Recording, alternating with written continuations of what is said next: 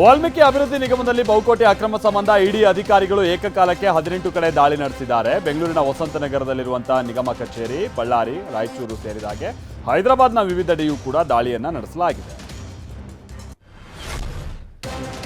ಬಳ್ಳಾರಿಯ ನಾಗೇಂದ್ರ ಕಚೇರಿಯಲ್ಲಿ ಇಡಿ ಅಧಿಕಾರಿಗಳು ಶೋಧ ಕಾರ್ಯವನ್ನ ನಡೆಸ್ತಾ ಇದ್ದಾರೆ. ನಾಗೇಂದ್ರ ಆಪ್ತ ಸಹಾಯಕನಿಗೆ ಬುಲಾವ್ ನೀಡಿದಂತ ಇಡಿ ತಂಡ ಮಾಹಿತಿಯನ್ನ ಕಲೆ ಹಾಕಿದೆ. ಹಗರಣಕ್ಕೆ ಸಂಬಂಧಪಟ್ಟ ಹಾಗೆ ದಾಖಲೆಗಳಿಗಾಗಿ ಕಚೇರಿಯಲ್ಲಿ ಹುಡುಕಾಟ ಮುಂದುವರೆಸಿದೆ. ಅವರ ಆಪ್ತ ಸಹಾಯಕನನ್ನ ಅರೆಸ್ಟ್ ಮಾಡಲಾಗಿದೆ. ವಾಲ್ಮೀಕಿ ನಿಗಮದಲ್ಲಿ ಅಕ್ರಮ ಪ್ರಕರಣಕ್ಕೆ ಸಂಬಂಧಪಟ್ಟ ಹಾಗೆ ಮಾಜಿ ಸಚಿವ ನಾಗೇಂದ್ರ ಪಿಎ ಹರೀಶ್ನನ್ನ ಇಡಿ ಬಂಧಿಸಿದೆ. ಮಾಸ್ಕ್, ತಲೆಗೆ ಮಂಕಿ ಕ್ಯಾಪ್ ಹಾಕಿ ಹರೀಶ್ನನ್ನ ಜಾರಿ ನಿರ್ದೇಶನಾಲಯ ಕಚೇರಿಗೆ ಕರೆದೊಯ್ಯಲಾಗಿದೆ.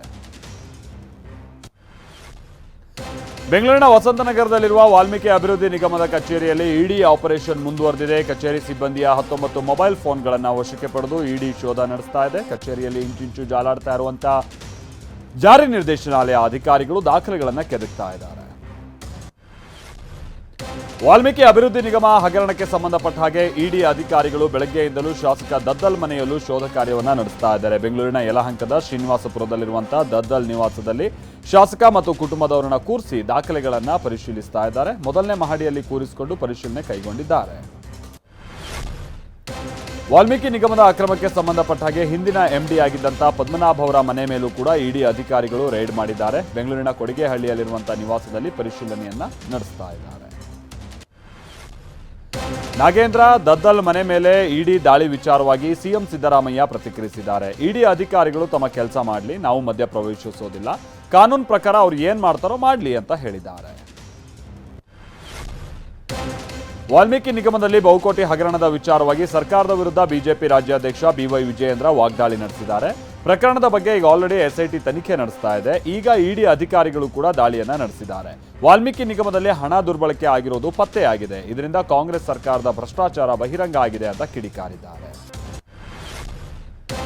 ಜುಲೈ 12ರಂದು ಮೂಡಾ ಹಗರಣ ಖಂಡಿಸಿ ಮೈಸೂರಿನಲ್ಲಿ ಬೃಹತ್ ಪ್ರತಿಭಟನೆ ನಡೆಸೋದಕ್ಕೆ ಬಿಜೆಪಿ ನಿರ್ಧರಿಸಿದೆ. ಈ ಬಗ್ಗೆ ಪ್ರತಿಕ್ರಿಯಿಸಿರುವ ವಿಜಯೇಂದ್ರ, ಸಿಎಂ ಸಚಿವರ ವಿರುದ್ಧ ಪ್ರತಿಭಟನೆ ನಡೆಸೋದಕ್ಕೆ ನಿರ್ಧರಿಸಿದ್ದೀವಿ. ವಿಪಕ್ಷ ನಾಯಕ ಆರ್ ಅಶೋಕ್, ಅಶ್ವಥ್ ನಾರಾಯಣ್, ನಾನು ಸೇರಿ ಬಿಜೆಪಿ ನಾಯಕರು ಪ್ರತಿಭಟಿಸ್ತೀವಿ ಅಂತ ಹೇಳಿದ್ದಾರೆ.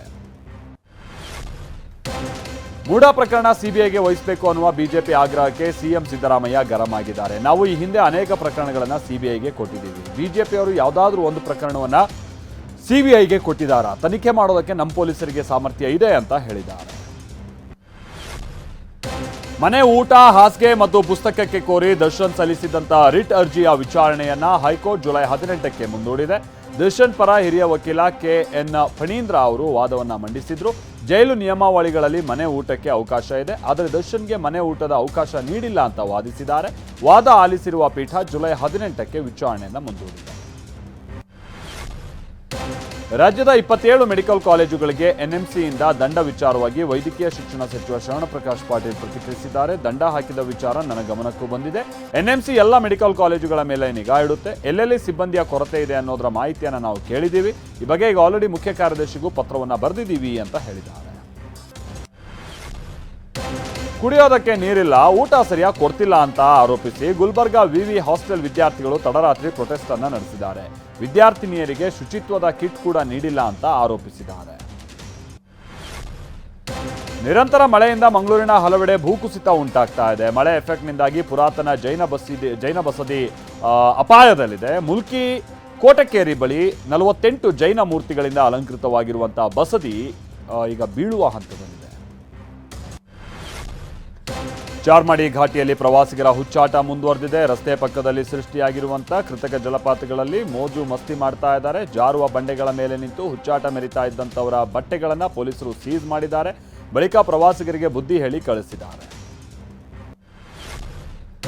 ಶಾಲೆಗೆ ಹೋಗೋದಾಗಿ ಹೇಳಿ ಮನೆಯಿಂದ ಹೋದ ಎಸ್ಎಸ್ಎಲ್ಸಿ ವಿದ್ಯಾರ್ಥಿ ನಾಪತ್ತೆಯಾದ ಘಟನೆ ಚಿಕ್ಕಬಳ್ಳಾಪುರದ ಚಿಂತಾಮಣಿಯಲ್ಲಿ ನಡೆದಿದೆ. ವಿದ್ಯಾರ್ಥಿ ರಾಮಚರಣ್ ನಾಪತ್ತೆ ಬಗ್ಗೆ ಆತನ ಅಜ್ಜ ಎಪಿ ಜನಾರ್ದನ್ ಚಿಂತಾಮಣಿ ನಗರ ಠಾಣೆಯಲ್ಲಿ ದೂರನ್ನು ದಾಖಲಿಸಿದ್ದಾರೆ. ದರ್ಶನ್ ಕೈದಿ ನಂಬರ್ ಹಾಕೊಂಡು ಆಟೋ ವೀಲಿ ಮಾಡಿ ಹುಚ್ಚಾಟ ಮೆರಿತಾ ಇದ್ದವನು ಇದೀಗ ಪೊಲೀಸರ ಅತಿಥಿಯಾಗಿದ್ದಾನೆ. ಟಿವಿ9 ವರದಿಯಿಂದ ಎಚ್ಚೆತ್ತ ಮಲ್ಲೇಶ್ವರಂ ಸಂಚಾರಿ ಪೊಲೀಸರು ವಾಹನ ಸಮೇತ ಆಟೋ ಚಾಲಕನನ್ನು ಅರೆಸ್ಟ್ ಮಾಡಿದ್ದು 109 ಅಂದರೆ 109 ಅಡಿ ಪ್ರಕರಣವನ್ನು ದಾಖಲಿಸಿ ಕಾನೂನು ಕ್ರಮವನ್ನು ತೆಗೆದುಕೊಂಡಿದ್ದಾರೆ. ಉತ್ತರಾಖಂಡ್ನ ಪಾತಾಳಗಂಗಾ ಲಾಂಗ್ಸಿ ದುರಂತದ ಬಳಿ ಬೆಟ್ಟವೊಂದು ಏಕಾಏಕಿ ಕುಸಿದಿದೆ. ದೊಡ್ಡ ಕುಸಿತದಿಂದಾಗಿ ಬದ್ರಿನಾಥ ರಾಷ್ಟ್ರೀಯ ಹೆದ್ದಾರಿ ರಸ್ತೆ ಸಂಪರ್ಕವನ್ನು ಸಂಪೂರ್ಣವಾಗಿ ನಿರ್ಬಂಧಿಸಲಾಗಿದೆ.